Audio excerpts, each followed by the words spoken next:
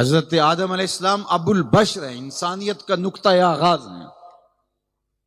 لیکن یہاں کہانی کیا ہے؟ حضور سے پوچھا گیا، حضرت جابر نے ہی پوچھا، متی وجبت لک النبوہ، آپ کو نبوت کب ملی؟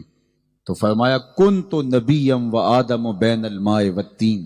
آدم علیہ السلام کا ابھی خمیر گوندا جا رہا تھا، ابھی وہ مرحلہ موتین میں تھے، ابھی ان کا میٹیریل تیار کیا جا رہا تھا، ابھی روح نہیں پھونکی گئی تھی، میرے سر پہ نبوت کا تاج بھی سجا ہوا۔ تو حضرت آدم ابو البشر ہے، اس میں کوئی شک نہیں ہے، لیکن حضور اس وقت نبی تھے جب ان کی بشریت ترکیب پا رہی تھی، اس لیے سادی بولے تو اصل وجود آمدی از نخست، دیگر ہرچے موجود شد فرح تست۔ محبوب اگرچہ تم آپ آخر میں آئے ہو، لیکن کائنات کی اصل آپ ہی ہیں، تعین اول آپ ہیں، تشخص اول آپ ہیں،